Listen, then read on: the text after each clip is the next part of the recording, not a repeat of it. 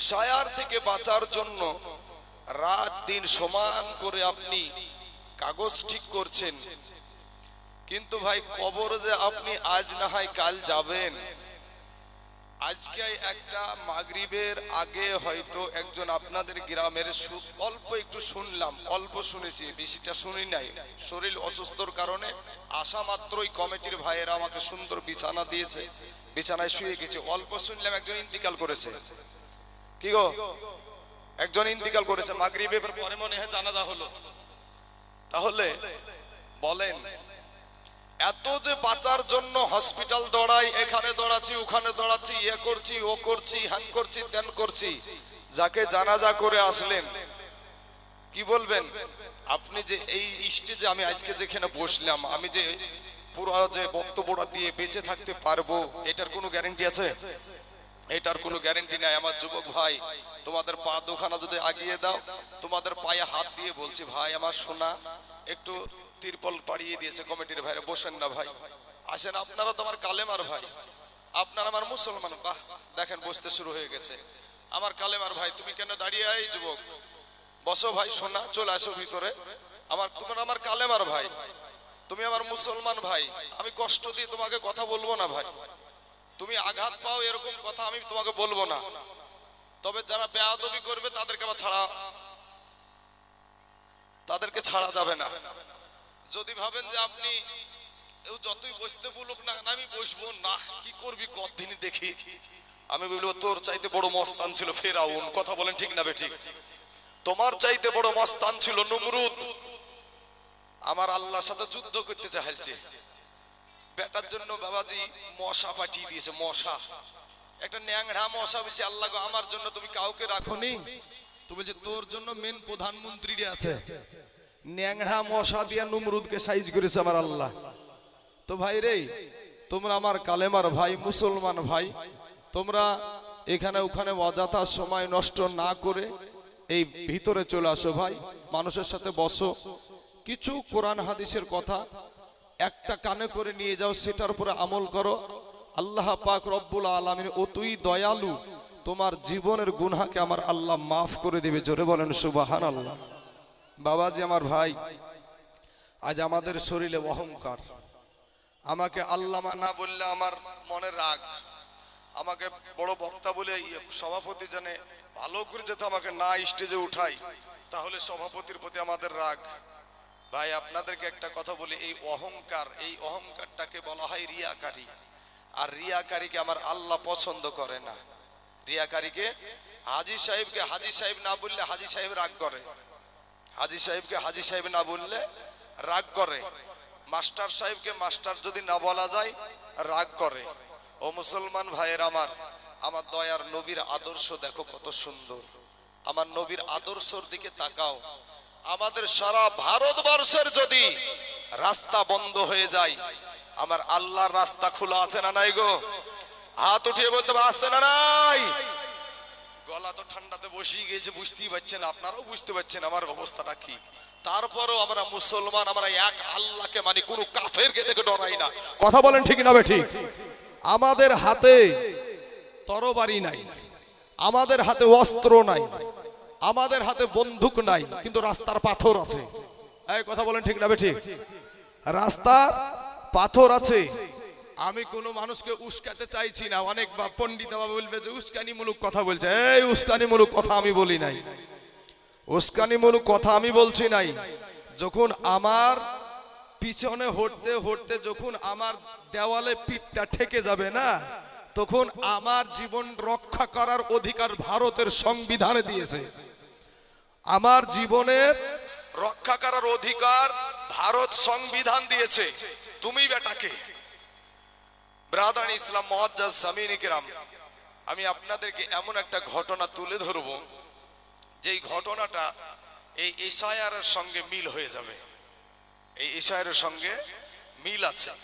মুসলমান ভাই রে, আজ আমার কত মুসলমান ভাইকে উড়িষ্যার জমিনে, বিহারের জমিনে কত মুসলমান ফেরিওয়ালা ভাইদেরকে মারে।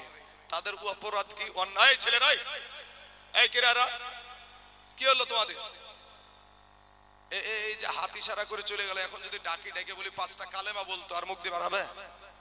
হ্যাঁ, এখন যদি বলি নামাজের ভিতর আর বাইরে 13টা ফরজ আছে, এই 13টা ফরজ কি কি তা বলতে পারবে ও? অথচ বসে শুনতে রাজি না, উঠার জন্য মন ছটফট করে। উঠাউঠি করিয়েন না ভাই আমার, শোনা আপনারা আমার কালেমার ভাই। এই উঠাউঠি করলে বক্তা তার কেটে যায়, এক জায়গা থেকে আরেক জায়গায় তখন লাফ মার। তখন আপনারা বলবেন লাইন ঠিক না, এইখান থেকে ওখানে মারছিলাম।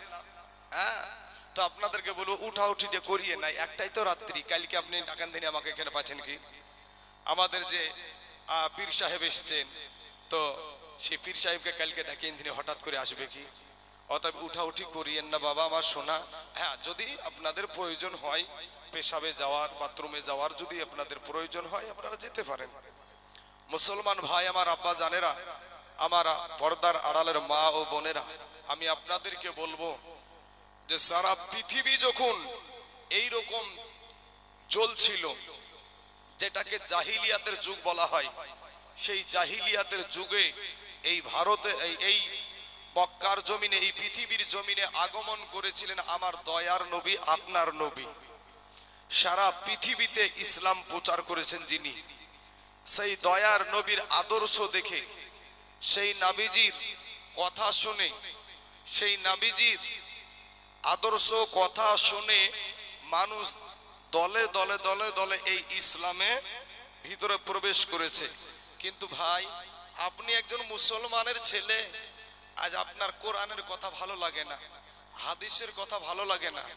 কোরআন যদি বিশ্বাস করো, হাদিস যদি বিশ্বাস করো, তাহলে এটাও বিশ্বাস করো যে তুমি একদিন মরবা, তোমার এই রক্তের বাহাদুরি চলবে না। কবি বলছেন, ও তোর গহনা যৌবন ফুরায়া যাবে, যৌবনে লাগবে ভাটি, ওই যে দেখো ডাকিতেছে ভাই গো কবরের মাটি। ও তোর গহনা যৌবন ফুরায়া যাবে, যৌবনে লাগিবে ভাটি, ওই যে দেখো ডাকিতেছে ভাই গো কবরের মাটি। ভাইরে সন্ধ্যার আগে যে দিন ডুবিবে বেলা, এক মুহূর্তে শেষ হইবে তোমার রঙ্গেরি মেলা। ওরে সন্ধ্যার আগে যেদিন এই তাইজুলের ডুবিবে বেলা,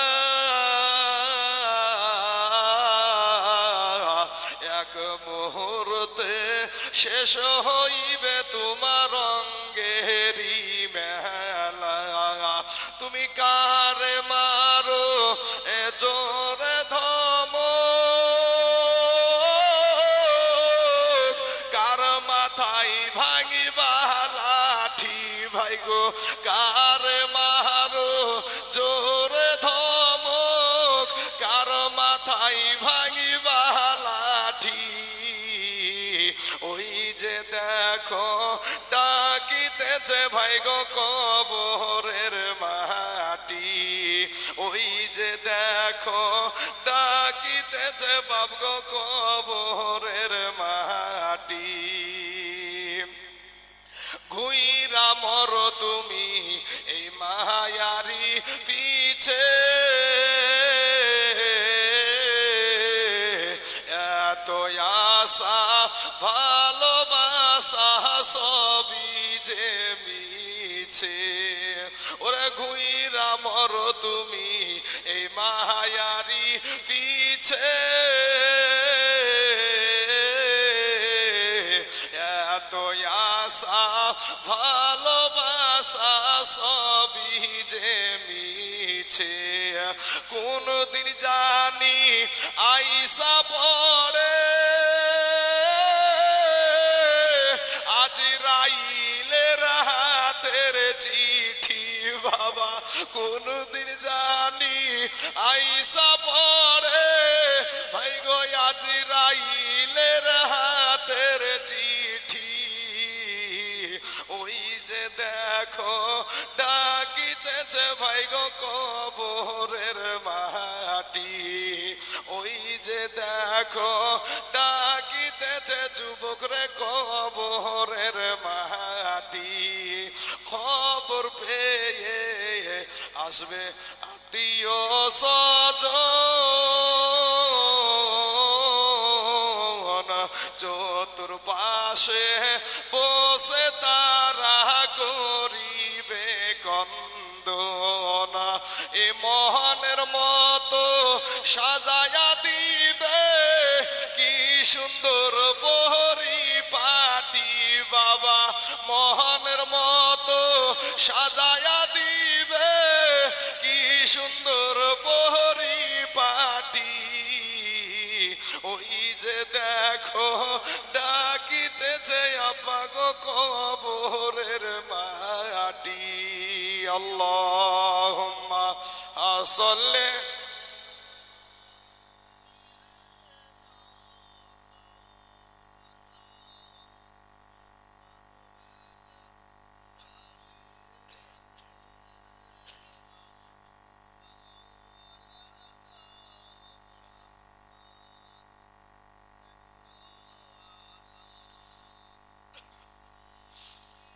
সাল্লাল্লাহু আলা মুহাম্মাদ, হরদম জবান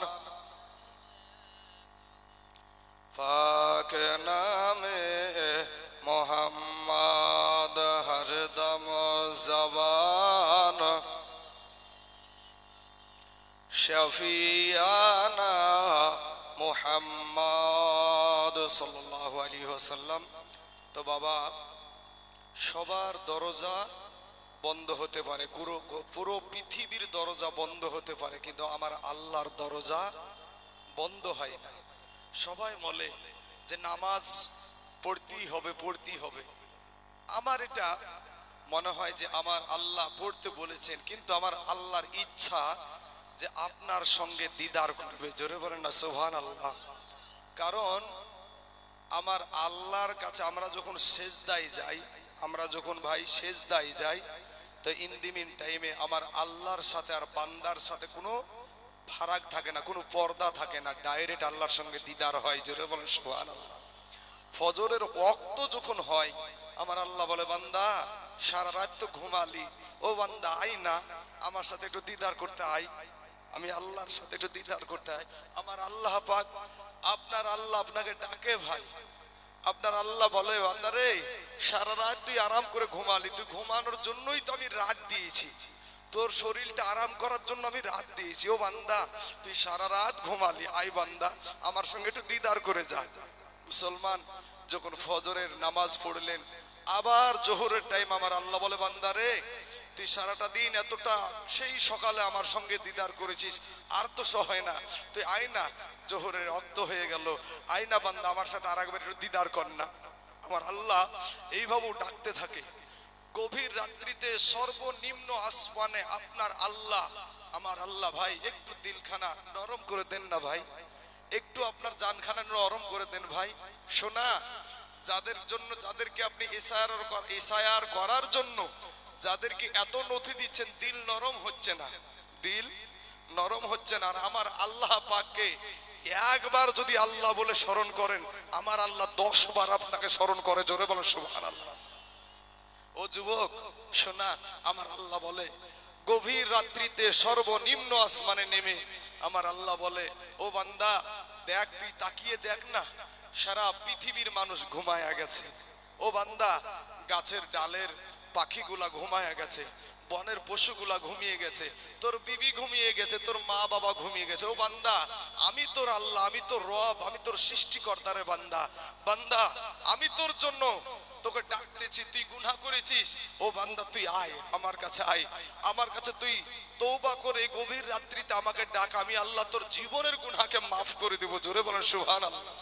এ যুবক, তারপর আমরা আল্লাহকে ডাকতে রাজি না ভাই। শোনা, আমি আপনাদেরকে বলবো মাস্তানি করিও না ভাই, যৌবনের বাহাদুরি দেখায়ও না ভাই। আমি তাইজুল ইসলামকে যদি তোমরা পা দুখানা আগায়া দাও, তোমাদের পায়ে হাত দিতে রাজি আছি ভাই রে, কিন্তু নবীর আদর্শ তুমি নবীর আদর্শ থেকে দূরে চলে যেও না। তুমি যদি সম্মানের জায়গায় উঠতে চাও তাহলে জানবা যে নবীর আদর্শ অনুযায়ী সম্মানের জায়গায় উঠা যায়। একটা যুবক ছেলে যদি মদখোর, গাঁজাখোর, হিরোইন খোর থেকে 5 ওয়াক্ত নামাজি হয়ে যায়, বলেন তো আস্তে আস্তে আস্তে আস্তে ওই মানুষটাকে মানুষ ভালোবাসে না বাসে না?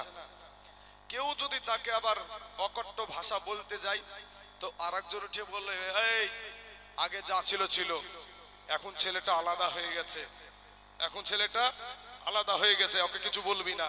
কি সমাজে আছে না না এরকম? তো আমি যুবক ভাইদেরকে বলবো, ভাই আমি তোমাদেরকে বলবো, এই যে রাস্তাটা আছে এই রাস্তা দিয়ে অনেক গাড়ি ঘোড়া চলে, তো এই গাড়ির ড্রাইভারেরাও এমনও ড্রাইভার আছে 5 ওয়াক্ত নামাজ পড়ে, আছে না নাই গো? 5 ওয়াক্ত নামাজ পড়ে, কিন্তু তুমি যুবক ভাই কেন পারবা না? তুমি তোমার কালেমার ভাই মুসলমান ছেলে, একটা গাড়ির ড্রাইভারি করা ড্রাইভার যদি 5 ওয়াক্ত নামাজ পড়তে পারে তুমি কেন পারবা না? একটা মুনিশ খাটা ছেলে মুনিশ খেটে ভাত খাই, এরপরেও 5 ওয়াক্ত নামাজ পড়ে, তুমি কেন পারবা না ভাই? এমনকি ডাক্তার মশাই, ডাক্তার আছে 1 টাকাও বাবাজি বেফালতু ফিজ নেয় না, এরকম ডাক্তার আছে না নাই সমাজে? আছে। তো এই ডাক্তার হওয়ার পরেও 5 ওয়াক্ত নামাজ পড়ে, পুলিশে চাকরি করে তারপরেও 5 ওয়াক্ত নামাজ পড়ে, কিন্তু তুমি কেন পারবা না রে ভাই? আমি একটা কথাই বলি যে মুসলমানের ছেলে ইঞ্জিনিয়ার হবে, এটা মুসলমানদের গৌরব। এটা মুসলমানের ছেলে মাস্টার হবে, ডাক্তার হবে, উকিল হবে, ব্যারিস্টার হবে, এটা মুসলমানদের গৌরব। কিন্তু যে যে শিক্ষা করেছো ঠিক আছে, কিন্তু তুমি বেয়াদব হয়েও না। আমার কথাটা বুঝতে পারলেন কিনা? আপনি যে শিক্ষায় শিক্ষিত করছেন আছেন ঠিক আছে, কিন্তু বেয়াদব হয়েও না। শোনা, আল্লাহকে পাওয়ার জন্য, নবীকে পাওয়ার জন্য একটু দিলখানা নরম করে দিয়ে, ও যুবক, তোমরা তো যুবক ছেলে, তোমাদের অতি জ্ঞান আছে, ভালো ছেলে, কিন্তু দেখো তোমাদের চাইতে ছোট ছোট দুইটা নাবালক ছেলে, মুআজ আর মুআব্বাজ, 2টা ছেলে মাঠে খেলা করছে মসজিদে নবাবির পাশে। মসজিদে নবাবি বলতে কি, নবীজির যে মসজিদ, মদিনা শরীফে নবীজির যে মসজিদ, সেই মসজিদে আমার নবীজি বলছেন বদরের যুদ্ধে যেতে হবে, তোমরা কে কে যেতে রাজি আছো বলো? সঙ্গে সঙ্গে খেলা বন্ধ করে দিলেন 2টা নাবালক ছেলে। এই মুআজ আর মুআব্বাজ দুজনেই খেলা বন্ধ করে দিয়ে বলছে, নবীজি বলছেন বদরের যুদ্ধতে যেতে হবে, আর খেলবো না। কে ডাক দিয়েছে? নবীজি ডাক দিয়েছে। আজ আপনার মুয়াজ্জিন সাহেব 5 ওয়াক্ত আপনাকে ডাকে ভাই, 5 ওয়াক্ত আমার আল্লাহ পাকের ধ্বনি দিয়ে 5 ওয়াক্ত আপনাকে ডাকে, হাইয়া আলাস সালাহ, হাইয়া আলাস সালাহ, আপনি কান্দেন না। ওই 2টা নাবালক ছেলে তোমাদের মতনই, তাদের 2টা পা, 2টা হাত, 2টা চোখ, এইগুলা দিয়ে তারাও তুমি যেমনি ভাবে চলাফেরা করছো, সেই 2টা ছেলেও কিন্তু অনুরূপ একই ধরন। 2টা ছেলে একটা দৌড় দিয়ে, বাবা কোথায় যাবে গো? সর্বপ্রথম চলে গেলেন তার মা জননীর কাছে। মায়ের কাছে গিয়ে বলে, মা, মা গো বিদায় দাও গো মা, বিদায় দাও। মা জননী ডাক দিয়ে বলে, বেটা রে কিসের বিদায় দিব? আল্লাহর কোরআনের আয়াত তেলাওয়াত হয়ে গেল, ওয়ালা তাকুলু লিমান ইউকতালু ফি সাবিলিল্লাহি আমওয়াত বাল আহইয়াউ ওয়ালাকিন লা তাশউরুন। আল্লাহর রাস্তায় যারা জীবন দেয়, আল্লাহর রাস্তায় যারা মৃত্যুবরণ করে, তাদেরকে মরা বলিও না, বরং তারা জিন্দা। জোরে বলেন না সুবহানাল্লাহ। আমেরিকার প্রধানমন্ত্রী একবার ইরানকে, যে ইরানের সাথে আর ইসরায়েলের সাথে কিছুদিন আগে যুদ্ধ চললো, তা আমেরিকার একবার প্রধানমন্ত্রী বলেছিল ইরানকে, তুমি যদি এই কাজ না বন্ধ করো তাহলে তোমার সাথে যা খাদ্য দ্রব্যের যে সমস্ত চুক্তি আছে সব বন্ধ করে দেব। ইরানের প্রধানমন্ত্রী বলেছিল যে তুমি কাকে বেটা ভয় দেখাও, যেই জাতি আল্লাহকে খুশি করার জন্য 1 মাস না খাইয়া থাকে, জোরে বলেন সুবহানাল্লাহ। যেই জাতি আল্লাহকে খুশি করার জন্য 1 মাস, 12 মাসের মধ্যে 1 মাস কোন মাসে আমরা না খাইয়া থাকি গো? রমজান মাসে। তো যেই জাতি রমজান মাসে 1 মাস না খেয়ে থাকে, সকাল থেকে নিয়ে সুবহে সাদিক থেকে নিয়ে একেবারে আপনার সূর্য অস্ত পর্যন্ত এই টাইমটাতে আমাদের পানাহার বন্ধ থাকে, হারাম থাকে। এই হারাম অবস্থায় যদি কেউ মনে করে আমি টয়লেটের ভিতরে ঢুকে ভাত খাইয়ে নিব, কেউ জানতে পারবে গো? কেউ জানতে পারবে না। তো বাবাজি শোনা, তারপরেও কিন্তু আমরা যদি ভাত খেয়ে নি, ফেরেশতা কি লাঠি দিয়ে মারবে আমাদেরকে? তাও মারবে না, কিন্তু আমরা তাও খাই না, এত কষ্ট পাই। এমনও মানুষ এখানে আছে, কিছু বৃদ্ধ মানুষকে জিজ্ঞেস করলে পাওয়া যায় যে ওই চাচারা বলে যে আগে এত কঠিন দিন হতো, রৌদ্রের তাপ, তো ভিজা গামছাকে ভিজাতো, গামছাকে ভিজিয়ে শরীরে দিয়ে কাজ করতো, তারপরে রোজা ছাড়তো না। এরকম এই আমার বৃদ্ধ বাবজিদের এখানে যারা বৃদ্ধ মানুষ, এই মানুষগুলো বুঝে হ্যাঁ হ্যাঁ হ্যাঁ। তো এরকম ঘটনা গেলে এখন তো আমাদের সহজ রোজা, এখন আমাদের জন্য সহজ রোজা, তারপরেও রোজা ছেড়ে দেয়। তো বাবাজি রোজার সম্পর্কে আমি যাচ্ছি না। তো মুসলমান ভাই আমার, আল্লাহ পাক বলছেন যে তোমরা আল্লাহর রাস্তায় যারা জীবন দেয়, আল্লাহর রাস্তা বলতে কি? কোরআনের জন্য, ইসলামের জন্য, নাবির জন্য ও হকের জন্য। হক বলতে কি? মা বাপের হক আছে, পাড়া প্রতিবেশীর হক আছে, এতিমের হক আছে, সব রকম হকের দিক থেকে যে ব্যক্তি জীবন দেয় তাদেরকে মৃত্যু বলিও না, বরং তারা জিন্দা। জোরে বলেন সুবহানাল্লাহ। বাবারা আমার ভাই জানেরা, মাকে বলছে মা গো আমরা শহীদ হতে চাই গো মা, ও গো মা আমার দয়ার নবী, আমার নূর নবী, আমার মায়ার নবী ডাক দিয়েছে গো মা, আমার নবীজির মা নাই, আমার নবীজির বাবা নাই। অতি জালেমদের কারণে আমার নবী মক্কা ছেড়ে মদিনাতে এসেছে। এই মদিনাতে আসার পরও তারা শান্তিতে থাকতে দিছে না। বদরের ময়দানে আমার নবীর সঙ্গে তারা যুদ্ধ করবে। ওগো মা আমাদেরকে বিদায় দাও গো মা, আমরা যুদ্ধ যেতে চাই। মা জননী একটা ডাক দিয়ে বলছে বেটা রে, ওরে বেটা আমার দুনিয়াতে তোরা 2টা সন্তান ছাড়া আর কেউ নাই রে বেটা। বেটা রে আমার স্বামী যদি আজকে দুনিয়ার জমিনে থাকতো, আজকে আমার স্বামী আমার নবীর পাশে গিয়ে যুদ্ধে গিয়ে জয়ী হতো, যুদ্ধে গিয়ে শহীদ হতো। ওরে বেটা আমার স্বামী তো নাই, আর দুনিয়ার জমিনে তোরা 2টা সন্তান ছাড়া আর কেউ নাই।